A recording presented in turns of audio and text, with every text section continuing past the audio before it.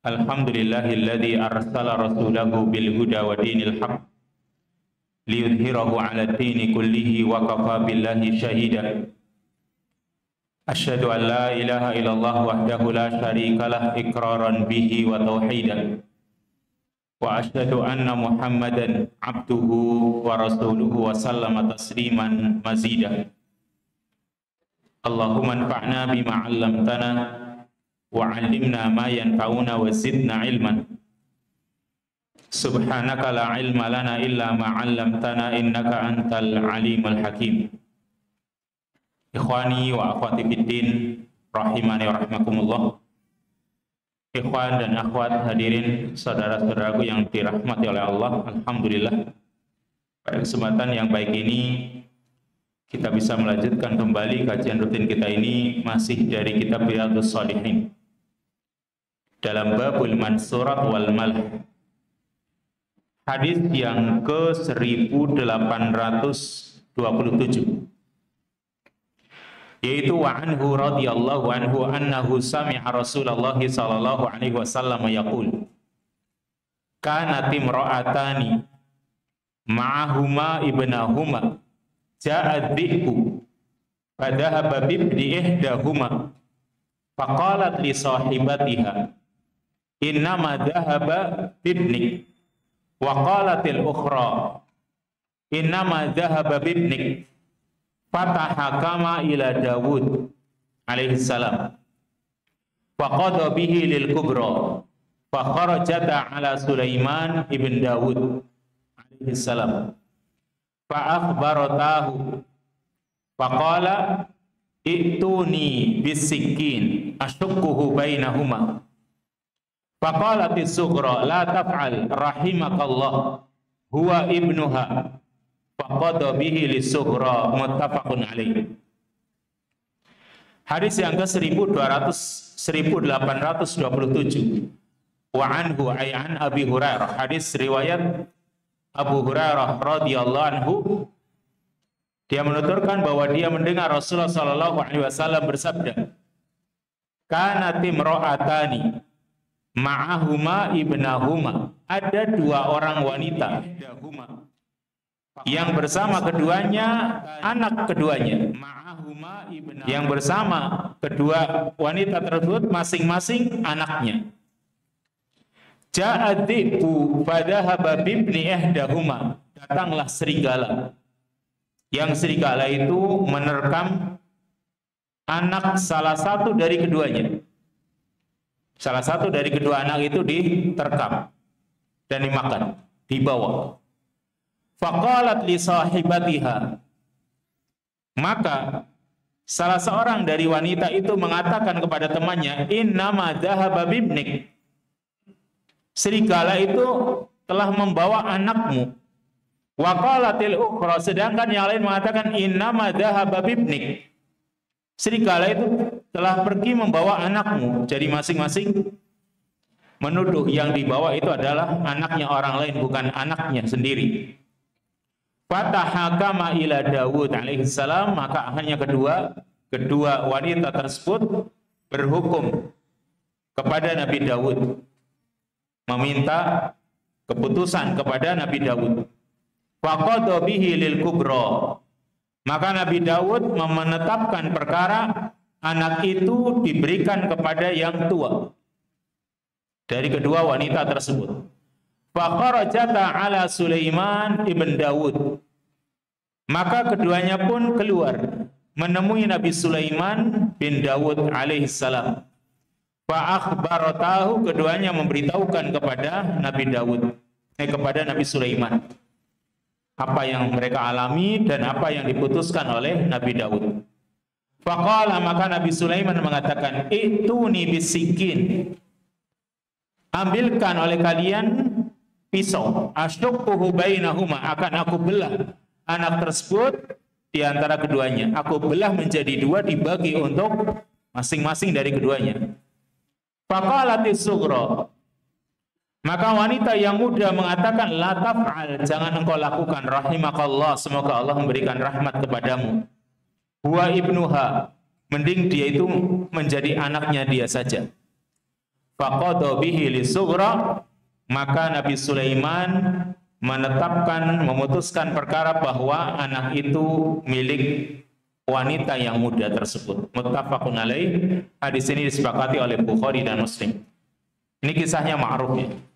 Mungkin kita mendengar kisah seperti ini sejak dulu ketika kita masih ngaji kecil itu mendengar cerita ini. Karena memang cerita ini sahih diriwayatkan oleh Bukhari dan Muslim. Perhatikan di sini ya.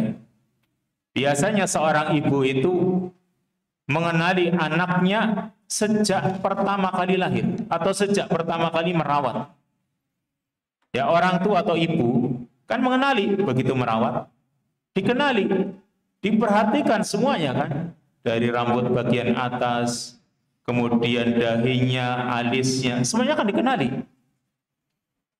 Sehingga orang itu kenal tanda-tanda pada anaknya tersebut. Meskipun kadang ada kemiripan dengan anak orang lain. Tapi dari segi wajah, dari segi rambut, dari segi semua badan, itu orang bisa bedakan. Ya, kalau sudah sebulan, 2 bulan lebih, ya pasti ada perbedaan. Bahkan kadang 2 hari kadang bisa membedakan. Oh, ini ada tai lalatnya atau mungkin apa, kan begitu. Orang itu sebenarnya bisa membedakan.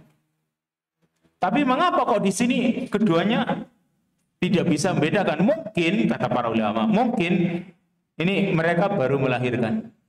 Artinya anak itu masih kecil dan sama-sama keduanya baru melahirkan. Kalau sudah beberapa bulan, apalagi sudah beberapa tahun, insya Allah ada sesuatu yang membedakan, yang masing-masing bisa mengenali. Ini kalau yang anakku seperti ini nih, rambutnya di sebelah sini begini, kan begitu.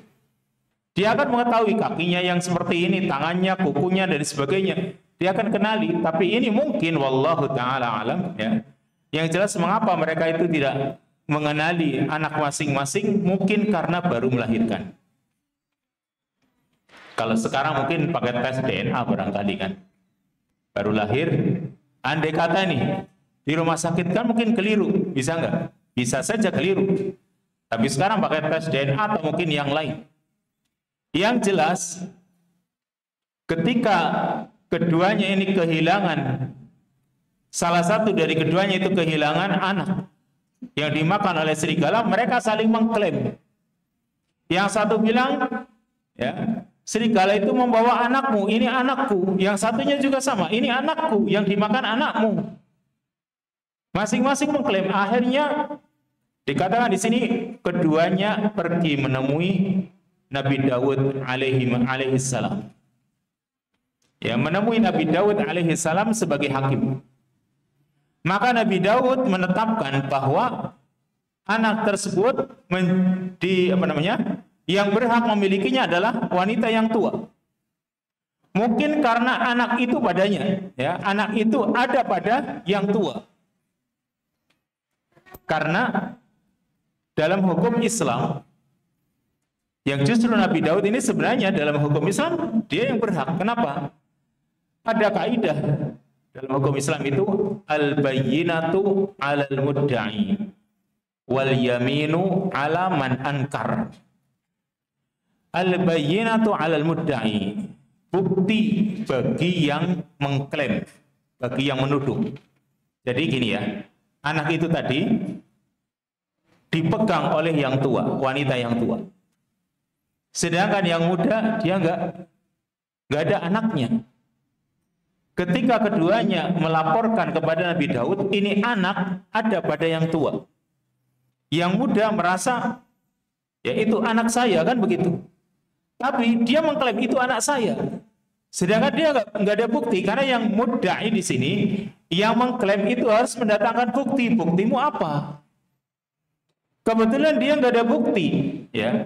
Kalau ada bukti, sekalipun kadang ada bukti, lalu yang diklaim ini tadi yang tua ini ternyata dia mengingkari. Ya, kalau sekarang 2 orang yang bersengketa mengklaim sesuatu, ya. Kalau si A ini menunjukkan bukti, lalu si B mengakui selesai, maka si A ini yang berhak. Karena dia yang mengklaim. Ya, dan ini mengakui udah itu punyamu. Karena mungkin dia punya bukti, ini barangku begini-begini, ya, ada tanda begini, ada barangkali nomor PIN-nya sekian-sekian. Misalnya, dia tahu. Dan dia nggak ada bukti meskipun barang itu meskipun barang itu di orang B ini, ya, si B ini. Ternyata dia mengklaim dan punya bukti-buktinya. Sudah. Karena dia punya bukti al-bayyinatu 'alal mudda'i. Tapi ketika si B ini mengingkarinya, maka dia disuruh bersumpah, wal yaminu 'ala man ankar. Dan sumpah bagi orang yang mengingkari, dia bersumpah, ini barangku. Maka kalau sudah seperti ini barang tadi ada di siapa? Ada di B, ya sudah. Berarti barang itu diberikan ke B. Sekarang sama, Nabi Daud juga begitu. Karena yang mengklaim ini yang kecil, yang muda, wanita yang muda, dia mengklaim itu anakku. Sementara anak itu ada pada yang tua. Dan yang mengklaim ini nggak punya bukti, buktinya nggak ada, ya sudah. Maka Nabi Daud menetapkan bahwa anak tersebut ada pada yang pegang, begitu. Itu hukum dalam Islam sebenarnya seperti itu. Jadi orang yang sesuatu ada di tangannya, dia lebih kuat dalam kepemilikan karena barang itu ada padanya. Sedangkan yang muda ini tadi dia tidak punya bukti, maka keputusan Nabi Daud itu bukan berarti dia sembarangan menetapkan begitu saja. Dia menetapkannya dengan dasar ilmu. Ya, dia tetapkan dengan ilmu. Sedangkan ketika keduanya belum puas, keduanya melaporkannya kepada Nabi Sulaiman. Dan Nabi Sulaiman punya qarinah, ya. Dia menetapkannya dengan qarinah, ada bukti lain begitu. Qarinahnya yaitu perasaan seorang ibu yang sebenarnya.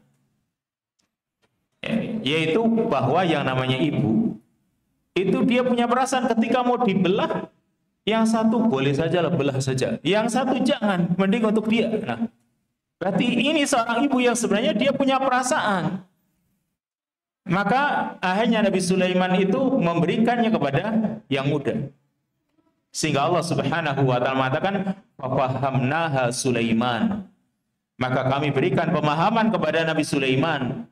Tapi oleh Allah Subhanahu wa taala kedua nabi ini dipuji, "Wa kullan ataina hukma wa ilma." Dan masing-masing kami berikan ya kepada keduanya hikmah dan juga ilmu. Mereka bisa menetapkan dan juga didasarkan dengan ilmu. Ini insya Allah cerita yang seperti ini sering kita dengar. Intinya Nabi Sulaiman dia punya qarinah tersendiri untuk menetapkan suatu hukum yang itu dibenarkan oleh Allah Subhanahu wa taala. Tapi bukan berarti Nabi Daud juga disalahkan karena dia juga menetapkannya berdasarkan ilmu. Yang jelas kebenaran itu ada di sisi Allah Subhanahu wa taala, karena bisa saja dalam sebuah masyarakat ketika terjadi sengketa, mungkin saja yang salah dia dibenarkan dan terus memilikinya.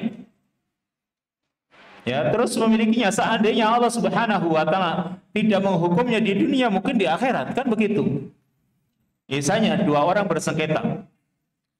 Yang satu karena pandai bersilat lidah, pandai dengan hujahnya, atau mungkin dengan pengacaranya yang begitu kuat menang. Padahal dia mungkin salah, ya. Yang satu karena tidak kuat hujahnya, maka kalah, ya.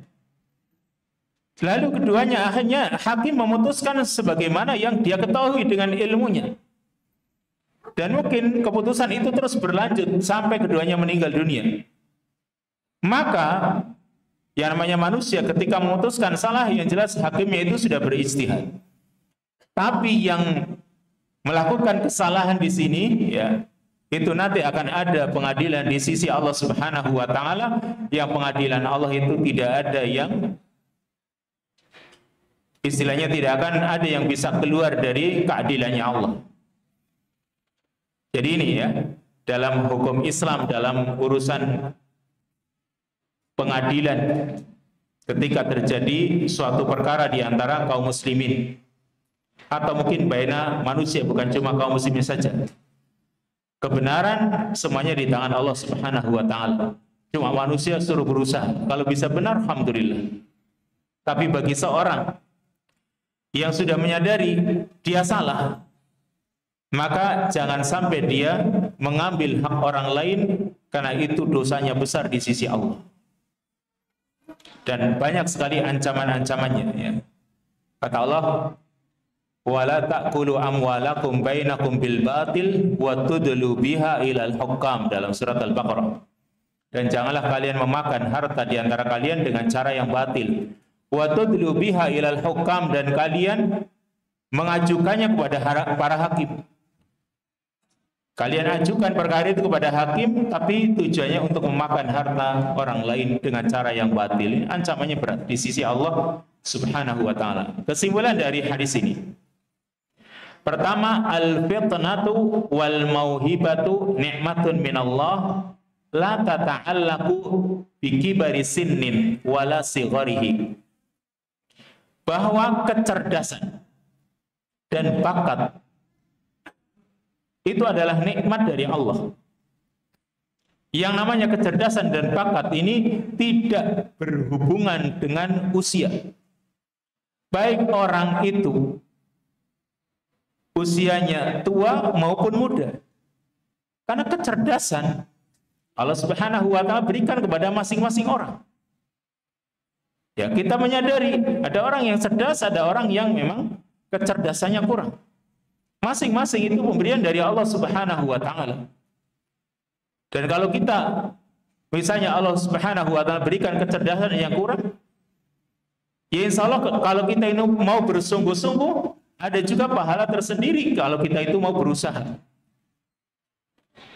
Maka ini yang namanya kecerdasan atau juga bakat, yang tentu kita berusaha untuk menggali, mengeluarkan. Karena kadang orang punya kecerdasan, punya bakat, tapi kalau tidak digali, ya, tidak dikeluarkan, ya kadang manfaatnya kurang besar. Tapi yang jelas itu nikmat dari Allah. Kadang orang diberi kecerdasan, tapi dari segi harta sedikit juga banyak. Ya, atau sebaliknya, orang yang ya, diberi kecerdasan yang sedikit tapi hartanya juga banyak, itu juga ada, kan begitu. Masing-masing Allah Subhanahu wa ta'ala telah membagi rizki. Ilmu juga sama. Orang yang punya ilmu, tapi ternyata dari segi kekayaan dia miskin. Atau dibalik, dia kaya, tapi ilmunya kurang. Maka berbahagialah kalau orang itu memiliki semuanya, terutama al-ilmu wal amal, ilmu dan amal. Yang kedua, yajuzu lil anbiya al-hukmu bil ijtihad. Wa in kana wujudun nas mumkinan ladaihim bil wahyi. Dibolehkannya bagi para nabi untuk menetapkan perkara berdasarkan ijtihad.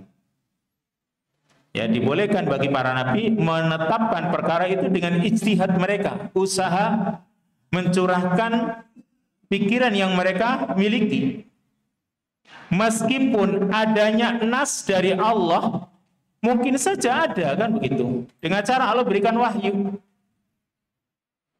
Tapi kebetulan dalam hal ini mereka beristihad masing-masing, baik Nabi Daud maupun Nabi Sulaiman. Lalu mengapa kok mereka itu beristihad tidak menunggu wahyu?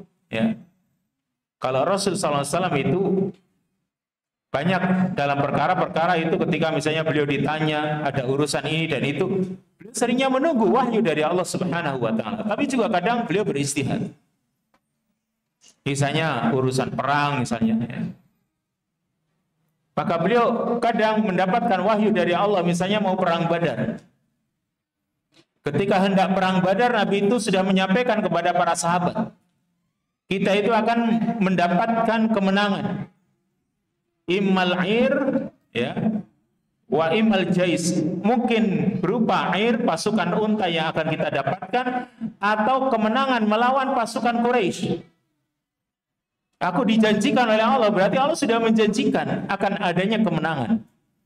Ternyata pasukan dagang Quraisy sudah lepas, berarti tinggal menghadapi pasukan perangnya Quraisy. Dan Allah Subhanahu wa ta'ala berikan kemenangan. Jadi sebelumnya sudah Allah wahyukan. Tapi tetap saja Rasul juga mengatur strategi begitu. Maka dalam hal ini para nabi mereka juga berijtihad, meskipun bisa saja menunggu wahyu. Mengapa mereka beristihad? Dikatakan di sini liyakuna fi dzalika ziyadatu ajrin, supaya menjadi tambahan pahala untuk mereka. Wa li'ismatihim minal khata' id la yuqirruna 'alal batil. Dan karena maksumnya mereka dari kesalahan, ya di antara bentuk maksumnya mereka tidak ditetapkan atau mereka itu tidak menetapkan suatu kebatilan. Artinya kalau ada kesalahan segera diingatkan oleh Allah Subhanahu wa taala. Ini para nabi ketika mereka melakukan kesalahan, ya ada yang membetulkannya. Jadi dalam hal ini ketika misalnya Nabi Daud dia salah dalam menetapkan perkara, maka ada yang meluruskannya meskipun melalui anaknya yaitu Nabi Sulaiman. Intinya mereka adalah orang-orang yang maksum. Ketika mereka bersalah, Allah Subhanahu wa taala langsung meluruskannya sehingga mereka tidak terus-menerus berada dalam kesalahan. Faedah yang ketiga, jawazu taharril haq bil qara'in wal hiyal listikhrajil huquq. Dibolehkannya mencari kebenaran itu, ya, mencari kebenaran itu bil qara'in, dengan qarinah-qarinah, indikasi-indikasi. Artinya orang berusaha mencari ini alasannya begini, kalau begitu begini, begitu kan begitu. Ini Nabi Sulaiman dia pakai qarinah. Ya, pakai perasaan juga di situ. Namanya qarinah. Maka boleh saja orang itu mencari kebenaran dengan qarinah atau indikasi. Listikhrajil huquq, untuk mengeluarkan yang hak atau untuk mengeluarkan yang benar.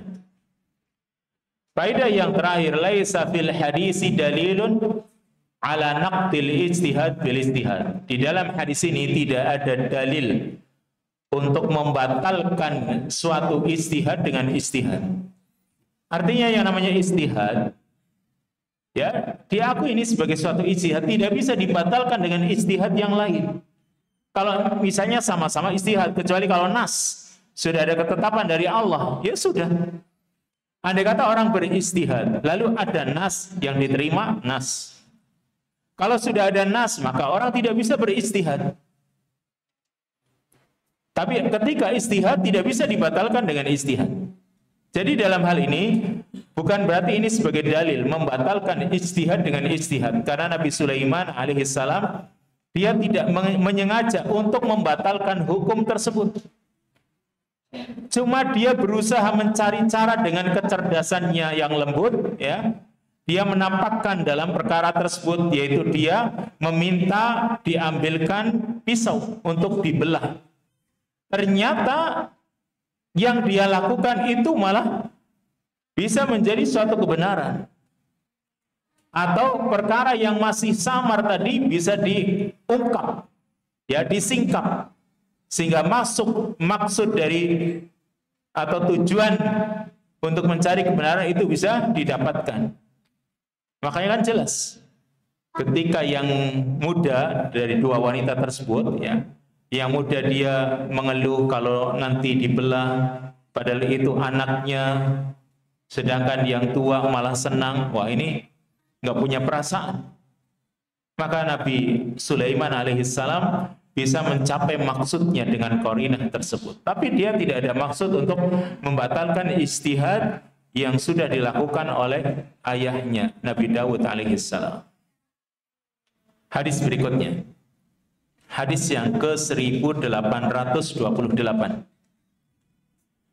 Wa an Mirdas al-Aslami radhiyallahu anhu qala an-nabiy sallallahu alaihi wasallam yadhhabu as-salihuna al-awwal fal-awwal wa tabqa husalatun ka husalati asy-sya'ir awit tamar la yubalihimullahu balah. Rawahul Bukhari. Hadis dari sahabat Mirdas al-Aslami radhiyallahu anhu, qala, dia berkata, qala Nabi sallallahu alaihi wasallam, Nabi sallallahu alaihi wasallam bersabda, yadhhabu salihuna al-awwal fal-awwal. Orang-orang saleh mereka meninggal dunia satu persatu. Ya, satu persatu orang-orang saleh meninggal dunia. Wa tabqa husalatun. maka yang tersisa adalah orang-orang yang buruk, kahuthalati syair awit tamar, seperti gandum, biji gandum atau kurma yang buruk.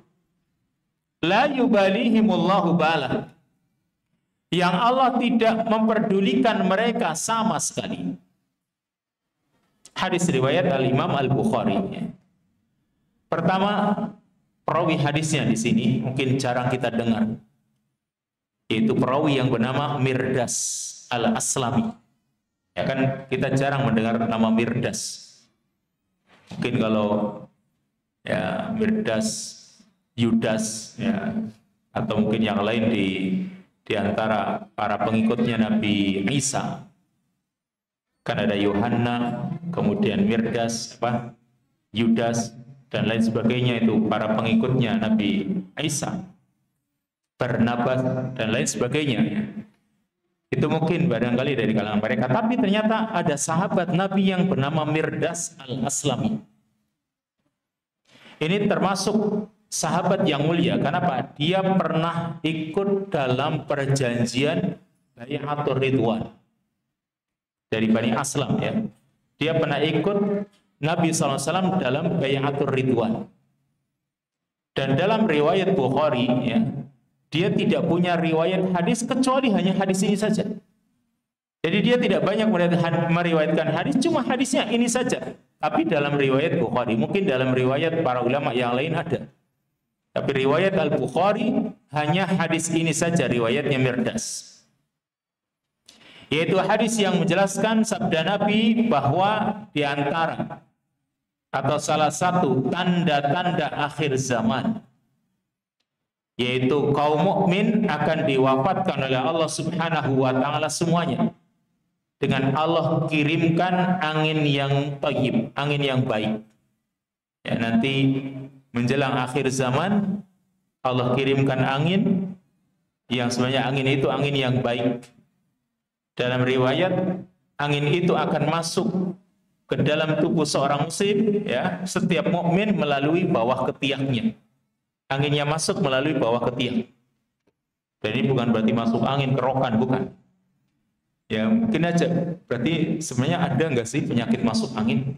Kalau dalam hadis ini besok ini, orang-orang kaum mukmin yang mereka itu akan meninggal dunia dengan Allah kirimkan angin, anginnya itu masuk melalui bawah ketiak. Maka mereka semua meninggal dunia yang namanya mukmin. Kemudian yang tersisa dikatakan di sini, ya, watabqa husalatun.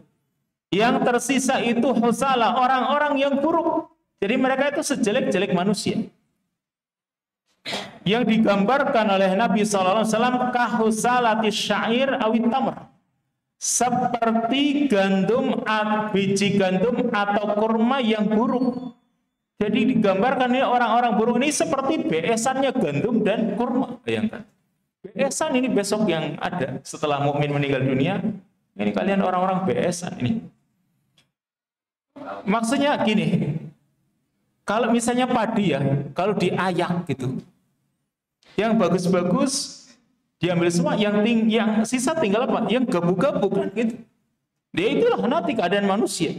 Jadi ketika Allah Subhanahu wa taala kirimkan angin, maka semuanya meninggal dunia. Yang mukmin yang tersisa ibarat tadi biji-biji gandum, yang sisa itu cuma yang gabu-gabu gitu, yang tidak ada manfaatnya. Ini orang yang mukmin yang nanti di akhir zaman, ya, mulai sekarang saja kita sudah merasakan orang mukmin itu di akhir zaman itu disebut dengan gharib atau ghuraba. Nabi sendiri mengatakan, badal islamu ghariban wa sayaudu ghariban kama bada. Islam itu dulu nampak muncul dalam badan asing dan nanti akan kembali asing. Ya, Islam itu akan kembali asing. Dulu ketika awal munculnya Islam, dibawa oleh Nabi, diajarkan kepada para sahabat, itu dianggap ajaran yang asing. Dan nanti di hari kiamat, menjelang hari kiamat, akan kembali dianggap asing ketika seperti ketika awal munculnya.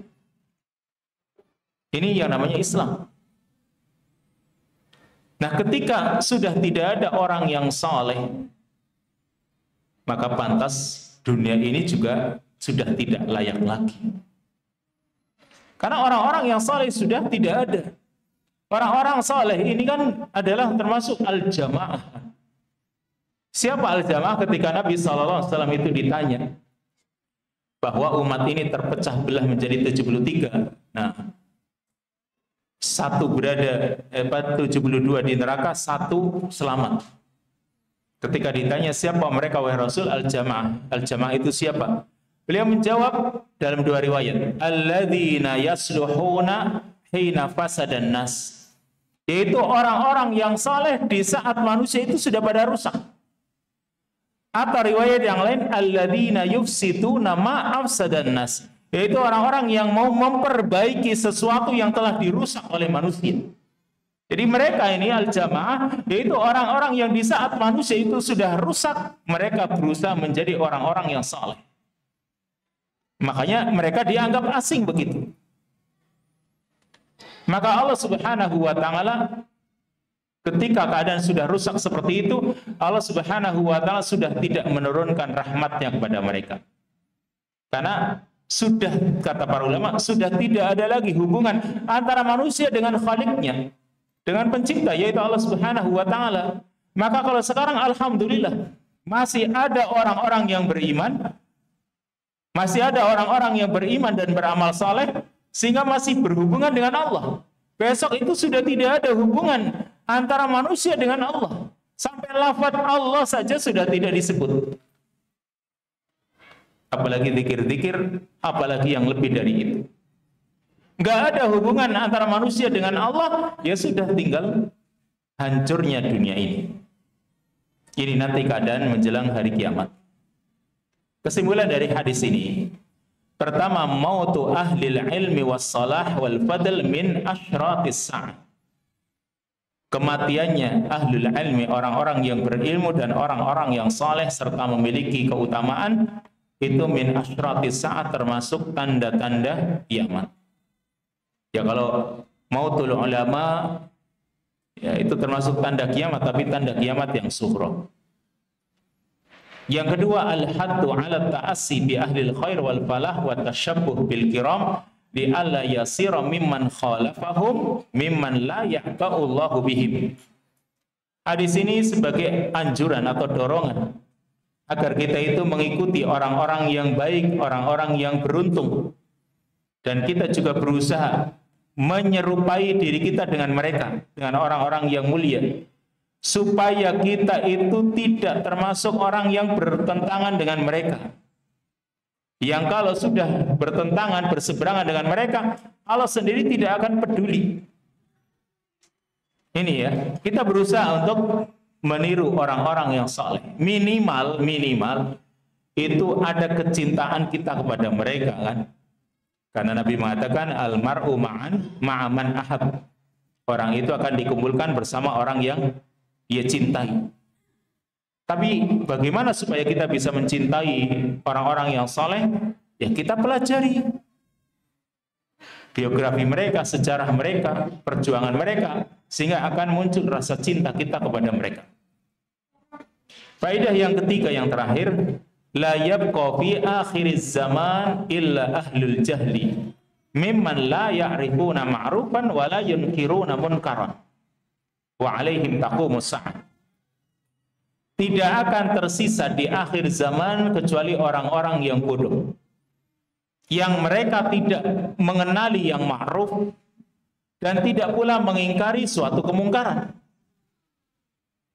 Dan di atas mereka nanti, artinya di zaman mereka ini nanti kiamat akan terjadi. Ya semoga Allah Subhanahu wa taala menjadikan kita orang-orang yang tidak menjumpai keadaan akhir zaman di mana keadaan orang-orang itu penuh dengan kebodohan. Lanjut, hadis yang ke-1829. Wa an Rifa'at bin Rafi' Az-Zuraqi radhiyallahu anhu qala Ja'a Jibril ila Nabi sallallahu alaihi wasallam qala ma ta'udduna ahla badrin fikum? Qala min afdalil muslimin au kalimatan nahwaha. Qala wa kadzalika man syahida badran minal malaikati. Rawahul Bukhari. Hadis yang ke-1829. Hadis dari Rifa'ah bin Rafi As-Suraqi. Ini sahabat yang ma'ruf.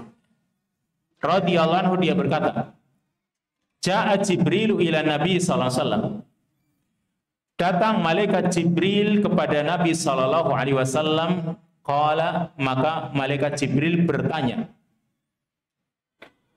ma ta'udduna ahla badrin fikum? Apa penilaian kalian tentang orang-orang yang ikut dalam perang Badar di kalangan kalian? Ya, penilaian kalian tentang orang-orang yang ikut dalam perang Badar itu bagaimana? Qala, Nabi bersabda, min afdalil muslimin. Orang-orang yang ikut dalam perang Badar termasuk kaum muslimin yang paling mulia, yang paling afdal. Au kalimatan nahwaha, atau beliau mengucapkan kalimat yang semisal itu. Qala, maka Jibril pun berkata, wa kadzalika man syahida badran minal malaikah. Rawahul Bukhari. Maka demikian pula orang yang ikut perang Badar dari kalangan malaikat. Jadi kalau dari kalangan malaikat, mana yang paling afdal? Juga orang-orang yang para malaikat yang ikut dalam perang Badar, mereka adalah juga malaikat yang paling afdal, malaikat yang paling mulia. Jadi kalau berdasarkan hadis ini, hadis riwayat Al-Imam Al-Bukhari, yang namanya kaum muslimin itu bertingkat-tingkat. Ya, namanya manusia bertingkat-tingkat, sebagaimana Allah Subhanahu wa taala sudah menciptakan semua makhluk ini bertingkat-tingkat.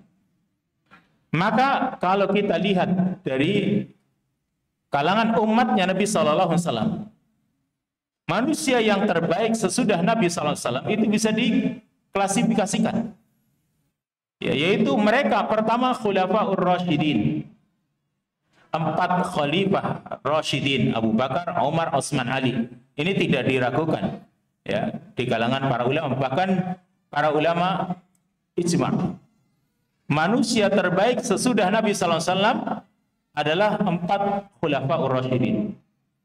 Kalau orang mengingkarinya berarti dia sudah berseberangan. Dan manusia terbaik ya mereka ini, Abu Bakar, Umar, Utsman, Ali. Dan urut-urutannya seperti itu. Abu Bakar, kemudian Umar, lalu Utsman, kemudian Ali. Kalau orang menganggap Ali lebih baik dari Utsman, ini sudah dikatakan dia sih bukan keluar dari Islam. Istilahnya itu dia telah menyelisih sunnah. Karena ada kelompok dari Syiah yang masih menganggap dia Ali lebih baik dari Utsman. Ini masih dianggap sunnah. Tapi kalau sudah menganggap Ali lebih baik dari Abu Bakar atau Umar, ini sudah keluar dari ahli sunnah. Ya, seperti kelompok Syiah Zaidiyah. Ini masih dianggap kaum muslimin atau termasuk Syiah yang memang dekat dengan kaum muslimin, cuma menganggap tadi keyakinannya Ali lebih baik dari Utsman. Tapi itu sebenarnya sudah bertentangan dengan apa yang diyakini oleh ahli sunnah wal jamaah. Jadi mereka ini khulafaur rasyidin. Lalu berikutnya 10 orang yang dijamin masuk surga setelah khulafaur rasyidin, yaitu banyak kan, ada 6 berikutnya. 10 orang yang dijamin masuk surga oleh Nabi SAW yang disebutkan dalam satu hadis. Lalu berikutnya ahlu Badr, orang-orang yang ikut dalam perang Badar yang sedang dibahas dalam hadis ini. Ya, berikutnya lagi ahlu bai'atir ridwan dan seterusnya. Maka di sini yang disebutkan adalah orang-orang yang ikut dalam perang Badar. Maka Nabi SAW mengatakan min afdolil muslimin. Mereka adalah termasuk kaum muslimin yang paling afdol. Makanya ya, kalau dalam sebuah periwayatan hadis Misalnya si fulan, ya. Si fulan wa kana badriyun, ya, wa kana badriyan atau innahu badriyun. Sungguh dia ini adalah orang yang ikut perang Badar. Itu suatu yang dibanggakan.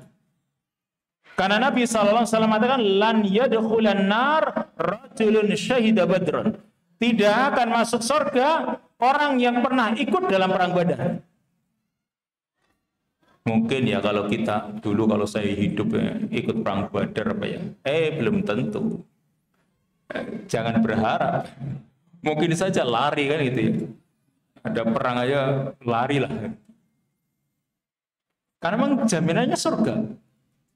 Bahkan Allah berfirman ya, dalam hadis qudsi kepada orang-orang yang ikut perang Badar, dalam hadis qudsi, "I'malu ma syi'tum faqad ghafartu lakum," kata Allah. Silakan kamu beramal sesuai dengan kehendak kalian. Mau amal kayak apa silahkan, karena Pak sudah aku ampuni kalian. Itu orang-orang perang Badar, orang-orang yang ikut dalam perang Badar. Makanya antum kalau baca kisahnya Hatib bin Abi Balta'ah. Hatib bin Abi Balta'ah yang dia ingin membocorkan rahasia Rasul ketika mau Fathu Makkah. Dan dia bocorkan rahasianya Rasul. Ya. Meskipun dia kirim surat ternyata dicegat atau sudah ya tidak sampai suratnya dan diambil oleh Ali bin Abi Thalib. Kan orang ini ya mau dibunuh oleh Umar. Biarkan wahai Rasul, aku penggal lehernya. Rasul tidak. Rasul mengatakan bahwasanya wa ma yudrika annahu min ahli Badar. Ya, kamu tahu enggak dia ini termasuk orang yang ikut dalam perang Badar. Ini Hatib bin Abi Balta'ah. Yang orang menganggap itu munafik wahai Rasul kan itu. Tidak, dia ini orang yang pernah ikut dalam perang Badar. Yang Allah Subhanahu wa taala sudah menyatakan i'malu ma syi'tum. Ya, silahkan lakukan sekehendak kalian karena aku sudah mengampuni dosa-dosa kalian. Ini orang yang ikut dalam perang Badar, mereka adalah termasuk min afdalil muslimin. Mereka orang yang punya kedudukan tinggi. Nah sekarang dari kalangan malaikat, ternyata dari kalangan malaikat juga bertingkat-tingkat. Dan ternyata malaikat yang dulu pernah ikut dalam perang Badar juga punya kedudukan tinggi ketika mereka ikut dalam perang Badar. Berapa sih jumlah malaikat dalam perang Badar? Maka disebutkan dalam surat Al-Anfal ayat yang ke-9, itu mereka jumlahnya 1000 malaikat. Kalau mengatakan di ayat yang ke-9, "Ittastaghisuna rabbakum fastajaba lakum anni mumiddukum bi alfim minal malaikah." Ketika kalian beristighosa meminta bantuan kepada Rabb kalian, maka Allah kabulkan doa kalian, yaitu Allah katakan anni mumiddukum bi alfim minal malaikah. Aku berikan bantuan kepada kalian dengan 1000 malaikat. Yang dalam surat Al-Anfal ini menerangkan tentang perang Badar. Jadi dibantu oleh Allah dengan 1000 malaikat. Bayangkan, satu malaikat saja nggak mungkin orang nggak bisa melawan. Ini 1000 malaikat Allah kirimkan. Makanya ya pantas kan gitu ya, 300 melawan 1000 orang. Dibantu oleh Allah dengan 1000 malaikat. Kalau dalam surat Ali Imran itu disebutkan ya, bisalah sati alaf dengan 3000, bahkan 5000 khamsati alaf. Tapi pendapat para ulama ya yang ada dalam surat Ali Imran 3000 malaikat kemudian 5000 malaikat itu adalah perang Uhud. Jadi kalau dalam perang Badar 1000 itu yang rajih. Wallahu ta'ala alam. Yang jelas Allah juga menyebutkan dalam surat Ali Imran itu ada 3000 dan juga ada 5000. Tapi itulah yang jelas mereka para malaikat yang ikut dalam perang Badar juga dikatakan termasuk malaikat yang paling afdol, malaikat yang paling mulia. Demikian kesimpulan dari hadis ini. Bayanu manzilati ahli badrin minas sahabah radhiyallahu anhum. Hadis ini menjelaskan kedudukan tinggi yang dimiliki oleh ahli Badar, orang-orang yang ikut dalam perang Badar dari kalangan sahabat radhiyallahu anhum. Yang kedua, man syahida badran minas sahabatil kiram min khirati ashabin Nabi sallallahu alaihi wasallam. Orang yang ikut dalam perang Badar dari kalangan sahabat itu termasuk sahabat Nabi yang pilihan. Karena mereka enggak sembarangan orang. Mereka sudah sabiqunal awwalun dan mereka itu benar-benar iman mereka itu sedang dipertaruhkan. Bayangkan jumlahnya 300 melawan pasukan 1000. Lalu mereka persenjataan minim sekali. Memang niatnya bukan untuk melawan pasukan. Sedangkan pasukan musuh senjatanya lengkap dan siap untuk berperang. Ini kalau bukan keimanan yang kuat, maka nggak mungkin mereka mau melawan. Jadi luar biasa keimanan itu di saat itu dipertaruhkan. Dorongan untuk menghilangkan nafsu, mengalahkan nafsu itu lebih berat. Mereka kalahkan dulu nafsu mereka, baru kemudian mereka kalahkan musuh-musuh mereka dari kalangan kaum musyrikin. Faidah berikutnya yang ketiga, dalilun ala syuhudil malaikati ghazwat Badrin. Hadis ini juga sebagai dalil bahwa para malaikat juga ikut dalam perang Badar. Para malaikat juga ikut dan tadi sudah dijelaskan ayatnya. Faedah yang lain, dalilun ala annal malaikah tuqatilu ma'al mu'minin wa tusbitu aqdamahum bi qitalihim didda a'da'illah. Hadis ini juga sebagai dalil bahwa para malaikat mereka berperang bersama kaum mukminin dan mereka meneguhkan kaki-kaki mereka kaum muslimin dalam peperangan melawan musuh-musuh Allah. Jadi para malaikat ikut membantu kaum mukminin. Ya semoga kalau ketika kaum mukminin itu berperang melawan musuh-musuhnya, maka insya Allah mereka akan selalu menang. Dan insya Allah tidak akan pernah kalah. Selagi memang yang mendasari mereka itu keimanan. Dan sering kita jelaskan kan, memang 3 doa Nabi itu, ya, 2 yang dikabulkan dan 1 ditolak, itu betul-betul terwujud gitu ya. Doanya Nabi yang pertama yang dikabulkan ada 2. Doanya Nabi supaya umatnya tidak ditenggelamkan dengan banjir atau supaya umatnya tidak dihantam dengan kemarau yang panjang seperti yang dialami oleh Nabi Yusuf dan kaumnya. Ini insya Allah tidak akan pernah mengalami kemarau yang sampai 7 tahun. Ini doanya Nabi diterima. Doa yang kedua juga diterima, yaitu agar umat ini tidak dihancurkan oleh musuh dari luar. Jadi seandainya kaum muslimin berperang dengan musuh dari luar, dari orang-orang kafir, itu selalu nggak akan pernah kalah. Maka salah satu indikasinya tadi, yaitu karena dibantu oleh Allah dengan para malaikat. Makanya yang Nabi berdoa ini yang kedua, ini terbukti dan memang dikabulkan oleh Allah. Kaum muslimin tidak akan pernah hancur oleh musuh dari luar. Cuma yang ketiga ini, yaitu hancurnya kaum muslimin dari dalam. Sesama kaum muslimin mereka saling bunuh-membunuh, saling berperang. Dan itu memang doa itu agar tidak dihancurkan musuh oleh musuh dari dalam, itu tidak dikabulkan oleh Allah. Yang berarti ini kelemahan kita kaum muslimin. Hancurnya kaum muslimin ya karena perang saudara sesama kaum muslimin sejak dahulu.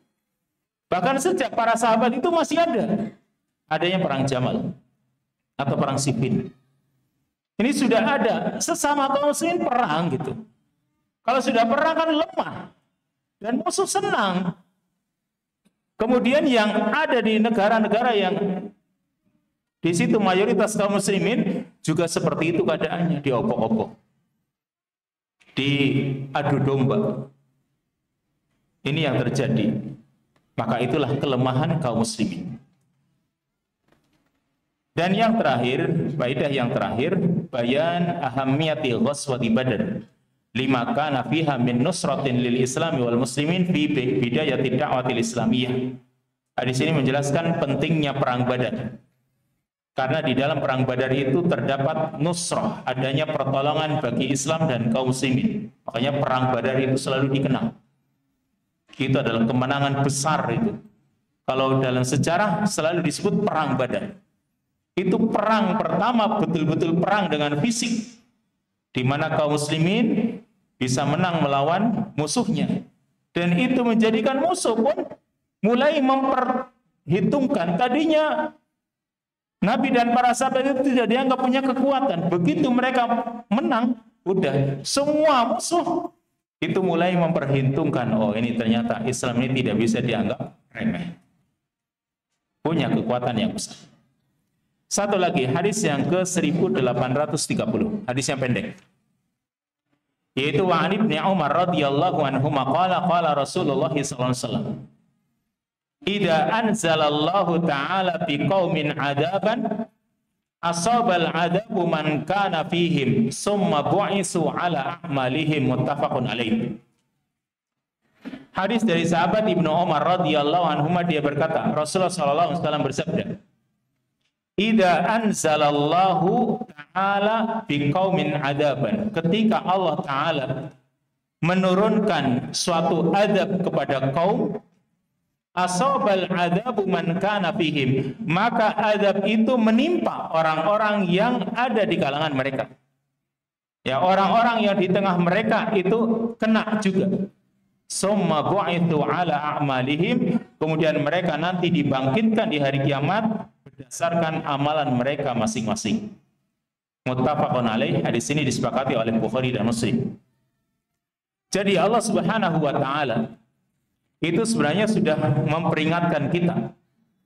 Di dalam surat Al-Anfal ayat yang ke-25 Allah taala berfirman, wattaqu fitnatal la tusibannal ladzina dzalamu minkum khassah. Takutlah kalian terhadap fitnah. Terhadap fitnah itu di situ adalah adab atau siksaan yang tidak hanya menimpa orang-orang yang zalim saja. Jadi kadang seperti wabah misalnya, kan tidak hanya menimpa orang-orang yang zalim.